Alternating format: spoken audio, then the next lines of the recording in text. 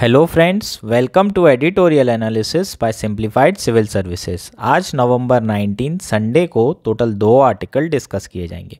First article जो discuss किया जाएगा वो है why has the China Pakistan corridor stalled. इसमें हम चाइना पाकिस्तान इकोनॉमिक कॉरिडोर की बात करेंगे, प्रीलिम्स एस्पेक्ट कवर करेंगे, कब बना था, किसके बीच में बन रहा है, मेंस एस्पेक्ट कवर करेंगे, इसके स्ट्रेटेजिक सिग्निफिकेंस क्या है, इसके क्या क्या इश्यूज़ हैं अलग अलग कंट्री के लिए, चाइना के लिए क्या इशू है, पाकिस्तान के लिए क्या इश्यूज़ हैं और इंडिया के लिए क्या इम्प्लीकेशन हो सकते हैं, इकोनॉमिक इम्प्लीकेशन और सिक्योरिटी जो चैलेंजेस पोज कर रहा है ये प्रोजेक्ट इंडिया के लिए, वो सारी चीज़ों की बात करेंगे। जियो स्ट्रेटेजिक सिग्निफिकेंस की बात करेंगे, इंडियन ओशियन की बात करेंगे। बहुत इंपॉर्टेंट आर्टिकल है, बहुत डिटेल में सारी चीज़ों को डिस्कस किया जाएगा। नेक्स्ट आर्टिकल जो हम डिस्कस करेंगे वो है AI powered chemist makes oxygen from Martian meteoroids. ये आर्टिकल भी काफ़ी इंपॉर्टेंट है आपके लिए, प्री एस्पेक्ट के लिए भी इंपॉर्टेंट है और मेंस में भी आप इसे यूज़ कर सकते हैं। इसके साथ ही अगर आपको हमारा कंटेंट पसंद आ रहा है तो प्लीज़ आप लोग लाइक करिए, शेयर करिए और सब्सक्राइब करिए। साथ ही आप इसकी PDF के लिए टेलीग्राम ग्रुप ज्वाइन कर सकते हैं। सिंपली आप सिंप्लीफाइड सिविल सर्विसेज सर्च करिए, अगर आप ये सर्च करेंगे तो आपको ग्रुप मिलेगा, आप उसको ज्वाइन कर सकते हैं, वहाँ इसकी PDF मिल जाएगी। आइए शुरू करते हैं हमारा एनालिसिस। हमारा फर्स्ट आर्टिकल है why has China Pakistan corridor stalled. ये आर्टिकल द हिंदू में आया है।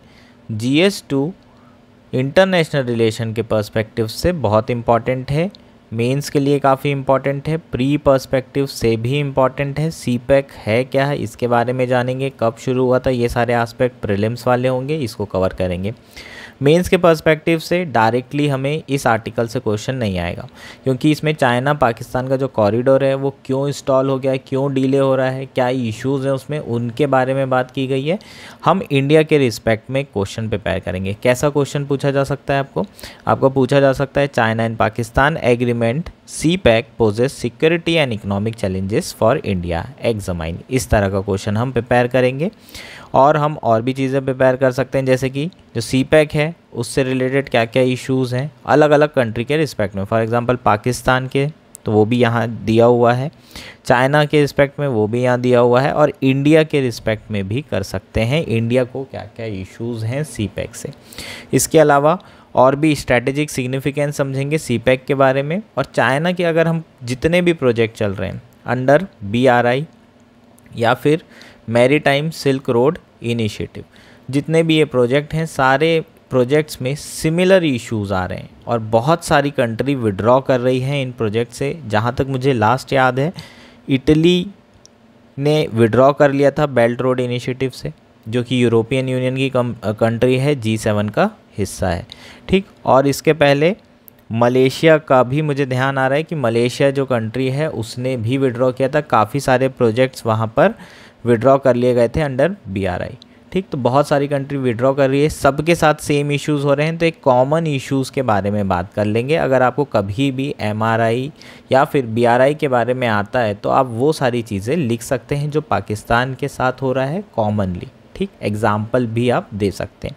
तो शुरू करते हैं, हमारा आर्टिकल इम्पॉर्टेंट है अपने लिए, जो हम प्रिपेयर करेंगे वो सारी चीज़ों को, ठीक।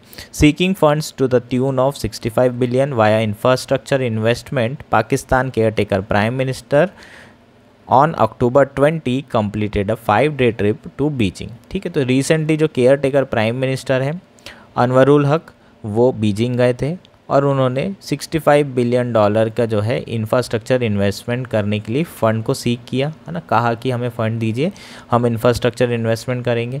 उन्होंने जो पाकिस्तान और चाइना का जो कॉरिडोर है उसको दोबारा से शुरू करने की बात की है, जो चाइना के फियर हैं, जो चाइना के इश्यूज़ हैं उससे रिज़ॉल्व करने की बात की है और जो इम्पास और डिसएग्रीमेंट बना हुआ है उसको ख़त्म करने के लिए प्रयत्न किए। सारा पाकिस्तान के जो प्राइम मिनिस्टर हैं उनकी विज़िट का ऑब्जेक्टिव था, इसे अचीव करने के लिए वो गए थे। अब समझते हैं CPEC है क्या। CPEC मतलब चाइना पाकिस्तान इकोनॉमिक कॉरिडोर, ठीक, 2015 में इसकी शुरुआत हुई थी और one belt one road initiative का one of the largest investment project है।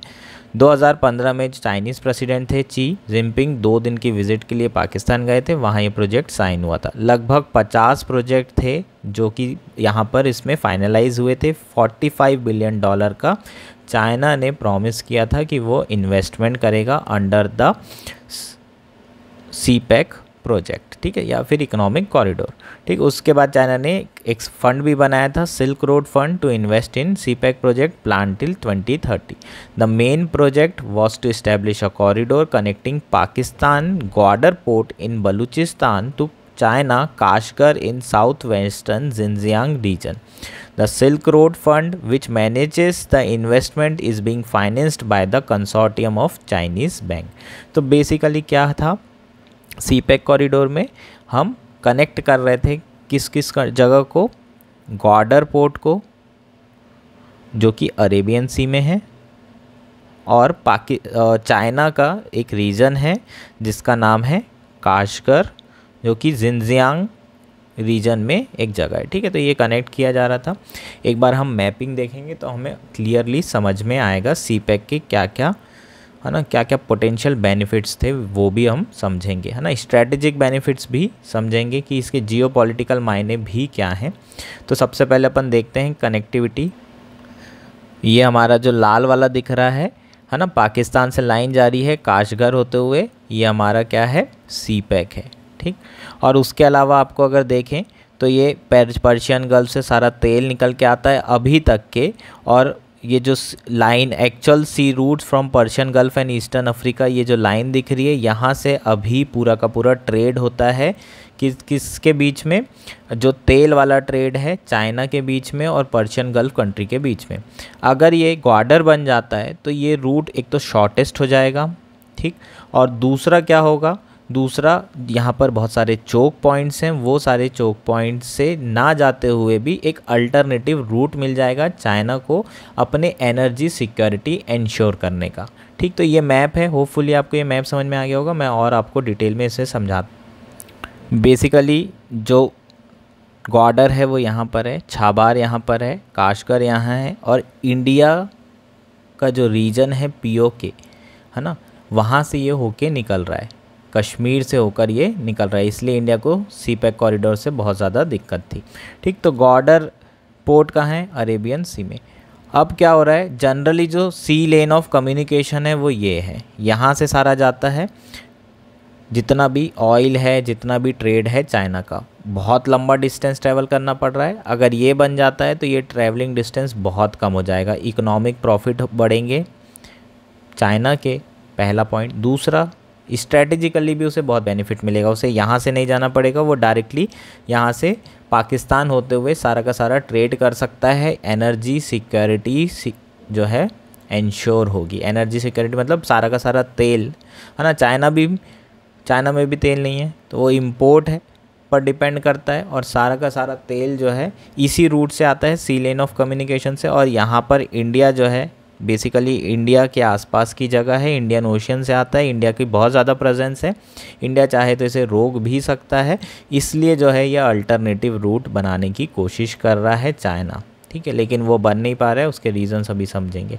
ठीक, यहाँ पर बेसिकली ये जो रूट है ये सी लेन ऑफ कम्युनिकेशन है, ये यहाँ पर मलक्का स्ट्रेट है, ये क्या है, चोक पॉइंट कहलाते हैं। ठीक, इंडिया का जो छाबार है वो एकदम जस्ट बाजू में बन रहा है। इंडिया इसलिए छाबार डेवलप कर रहा है ताकि ये ग्वादर पोर्ट में जो चाइना की प्रेजेंस है उसे काउंटर कर सके, इसलिए इंडिया के लिए बहुत इंपॉर्टेंट है छाबार पोर्ट स्ट्रैटेजिक रीजन से, और दूसरा सेंट्रल एशिया के साथ कनेक्टिविटी के रीज़न से ये बहुत इंपॉर्टेंट है, तो इसलिए इंडिया जो है ये छाबार पोर्ट डेवलप कर रहा है। ठीक, अब बात करते हैं आगे।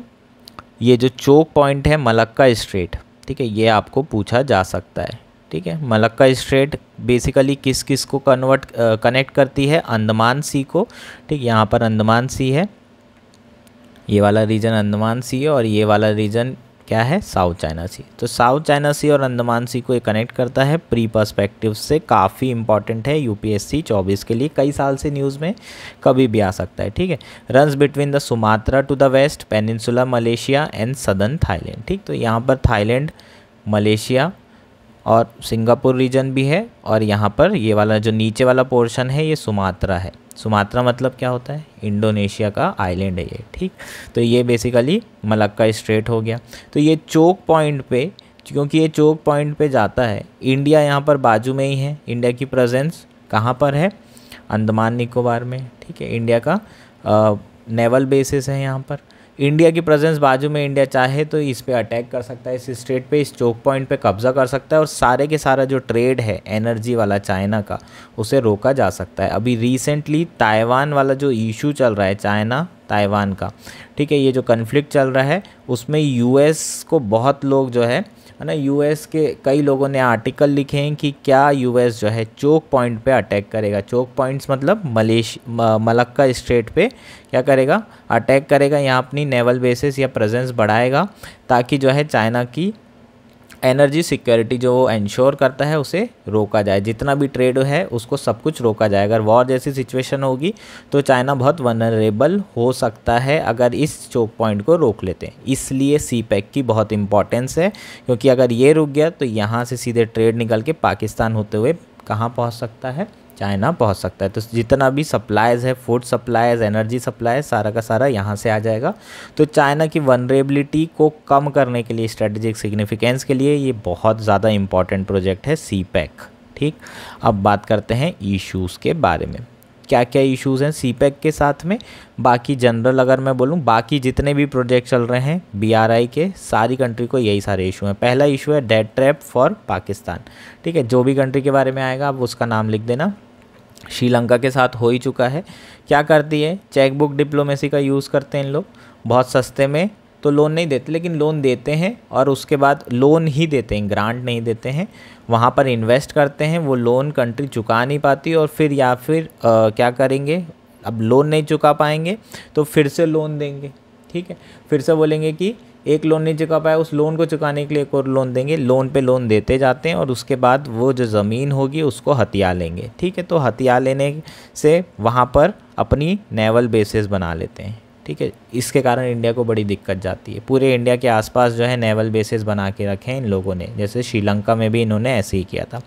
दूसरा क्या है, job mainly created for unskilled Chinese labour. जितने भी बीआरआई के प्रोजेक्ट होते हैं उसमें लोकल लोगों के लिए जॉब क्रिएट नहीं होती है, उसमें ये लोग अपने चाइना के अनस्किल्ड लेबर लेके जाते हैं, वहाँ उन्हें सेटल करते हैं, वो वहीं रहने लग जाते हैं। तो चाइना की प्रेजेंस अब पूरी दुनिया में होने लगी। इसी कारण से जो लोकल लोग हैं उनको जॉब नहीं मिलेगी, तो वो क्यों इस प्रोजेक्ट को सपोर्ट करेंगे। तो जो गॉर्डर पोर्ट है वहाँ पर जितने भी बलूचिस्तानी हैं वो काफ़ी ज़्यादा इसका विरोध करते हैं। वहाँ पर जो टेररिस्ट ग्रुप है बलूचिस्तान का, वो भी इसके अगेंस्ट में है, ठीक है। इसलिए अटैक करते रहता है इनके प्रोजेक्ट पे।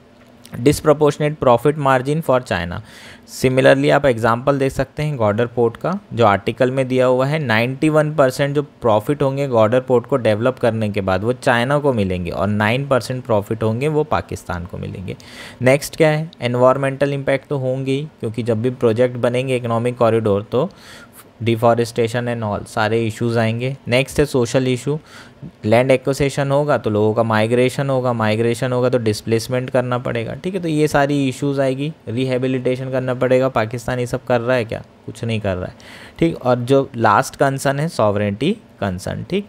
बहुत सारे लोगों को ये डर रहता है कि जो सीपैक या फिर जितने भी बीआरआई प्रोजेक्ट है चाइना के, जितने भी प्रोजेक्ट हैं उसके थ्रू ये इनकी ज़मीन को हड़पने की कोशिश कर रहा है, जो डेट ट्रैप डिप्लोमेसी में हमने समझा।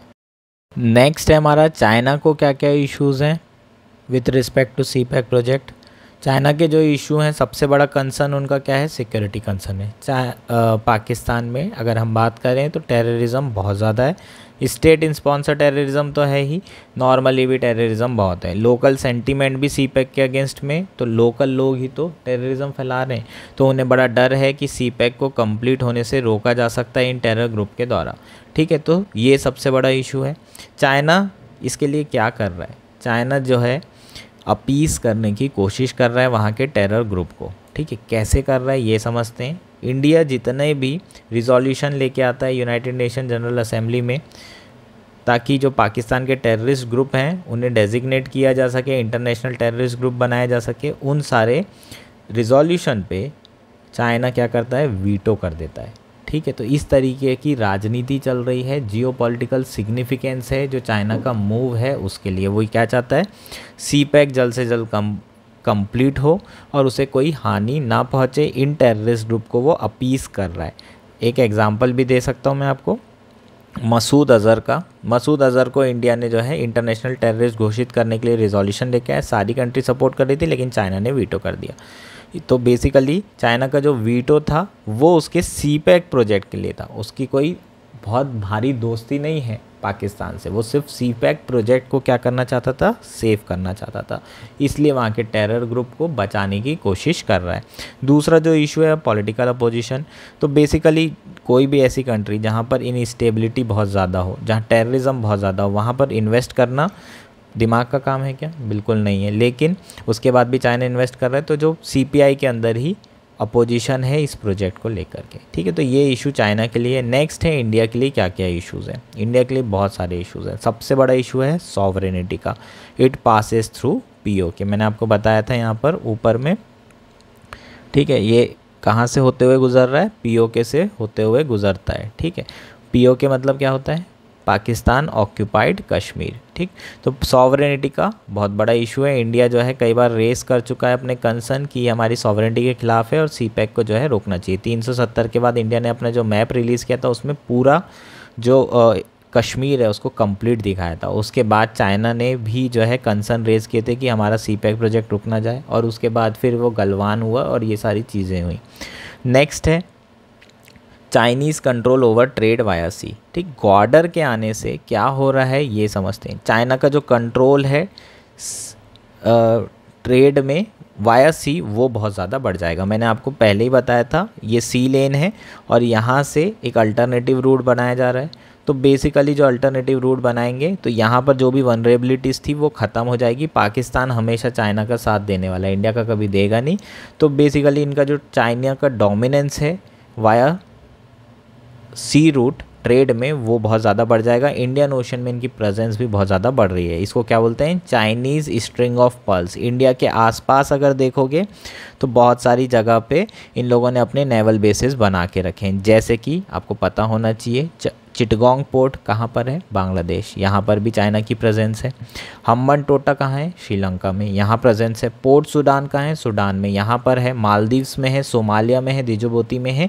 ये सारी जगह पूरे की पूरी जगहों में क्या है, चाइना का नेवल बेसिस बना के रखा है उसने। तो इंडिया के अगर आसपास हम ऐसे देखें तो इंडिया के आसपास ऐसे छोटे छोटे बेसिस बनाए हैं, जिसको अगर आप ऐसे करोगे तो इसे क्या नाम दिया गया है, स्ट्रिंग ऑफ पर्ल्स। ठीक, तो यहाँ पर अगर बेसिस होंगे तो इंडिया को पहले ये था कि इंडिया का जो नेवी वाला साइड है वो चाइना के मतलब डर से, चाइना के बेसिकली अटैक से बचा हुआ था। ठीक, लेकिन अगर वॉर होती है तो क्या होगा, यहाँ से चारों तरफ से चाइना जो है इंडिया पे अटैक कर सकता है। सारे फ्रंट से चाइना जो है इंडिया पे अटैक कर सकता है और ये इंडिया के लिए बहुत बड़ी चिंता की बात है।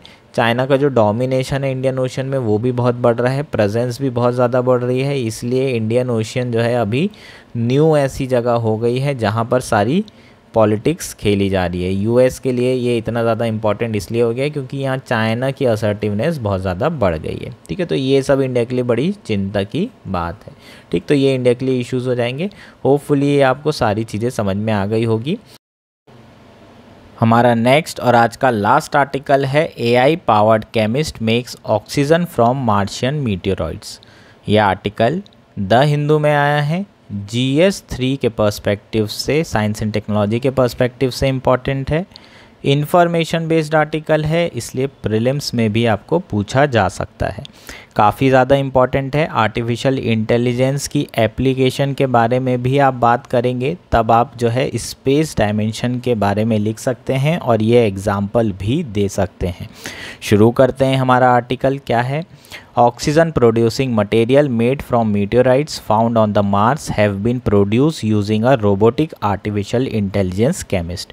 क्या कर रहा है, सबसे पहले तो आर्टिफिशियल इंटेलिजेंस रोबोट जो केमिस्ट है उसके द्वारा मार्स में बहुत सारे जो मीटेराइट की प्रेजेंस है उसको उन सारे मटेरियल का यूज़ करके ऑक्सीजन प्रोड्यूस किया जा रहा है। ठीक है, the research provides a proof of concept for generating oxygen and may have implication for the manned mission to Mars. ठीक, तो बेसिकली हम ऑक्सीजन प्रोड्यूस कर रहे हैं मार्स में ही, मार्स में जो मीटेराइट है उसकी प्रेजेंस है। ठीक है, इसके काफ़ी ज़्यादा इम्प्लीकेशन हो सकते हैं जो कि मैन मिशन के लिए, अगर हम फ्यूचर में कुछ लोगों को मार्स में भेजते हैं तो उनके लिए काफ़ी बेनिफिशियल हो सकता है। Potential future man mission to Mars will require oxygen as it is essential to human activity on the planet being used in rocket propellant and life support system. ठीक है, अगर हम मैन मिशन भेजते हैं मतलब लोगों को वहाँ भेजते हैं तो ऑक्सीजन बहुत ज़्यादा क्रिटिकल होगा, बिना ऑक्सीजन के तो कुछ हो नहीं सकता। तो ऑक्सीजन की क्रिटिकलिटी के लिए जो है इसे या तो प्रोड्यूस किया जा सकता है या फिर इसको अर्थ से लेके जाया जा सकता है। अगर हम कॉस्ट इफ़ेक्टिवनेस की बात करें तो वो कॉस्ट इफ़ेक्टिवनेस कब इंश्योर हो सकती है, जब हम ऑक्सीजन वहीं पर क्या करें, बना सकें, प्रोड्यूस कर सकें। अगर यहाँ से लेके जाएंगे तो बहुत ज़्यादा भार बढ़ जाएगा, कॉस्ट बहुत ज़्यादा बढ़ जाएगी। यहाँ नेक्स्ट पॉइंट यही है, one of the ways to make this potential mission more cost effective in long term and less complex would be to use resources already present on the planet to create oxygen. वहाँ पर जो meteorite हैं उसी material का use करके अगर oxygen develop किया जाता है तो ये जो मिशंस होंगे ये सस्टेनेबल होंगे, लॉन्ग टर्म में कॉस्ट इफ़ेक्टिव होंगे और कम कॉम्प्लेक्स होंगे, है ना। ऐसे तो कॉम्प्लेक्स होंगे ही लेकिन कम कॉम्प्लेक्स होंगे। लेकिन दूसरा तरीका ये है, हम ट्रांसपोर्ट भी कर सकते हैं ऐसे मटेरियल को अर्थ से, ठीक है, जो ऑक्सीजन प्रोड्यूस कर सकते हैं वहाँ पर, लेकिन ये पॉसिबल नहीं है, इसमें बहुत ज़्यादा खर्चा आएगा और लॉन्ग टर्म में ये सस्टेनेबल नहीं हो सकते।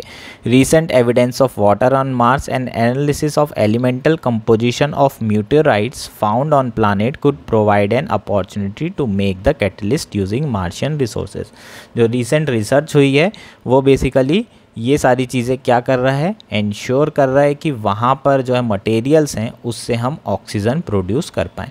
और ये कौन कर रहा है, आर्टिफिशियल इंटेलिजेंस का जो रोबोट है, केमिस्ट है, वो ये सारी चीज़ें प्रोड्यूस कर रहा है। इसको आप लिख सकते हैं, बस इतना ही आर्टिकल है, इन्फॉर्मेशन बेस्ड आर्टिकल है। इसको आप अपने आर्टिफिशियल इंटेलिजेंस की जो एप्लीकेशन है उसमें ऐड कर सकते हैं मेंस के आंसर में। ऐसे में एक डायमेंशन ऐड कर सकते हैं, आर्टिफिशियल इंटेलिजेंस के ऊपर आता है तो उसमें एक स्फीयर ऐड करेंगे स्पेस का, ठीक है, एक डायमेंशन स्पेस वाला हो जाएगा, उसमें ये एग्जाम्पल आप लिख सकते हैं। ठीक, तो बस इतना ही ये आर्टिकल है।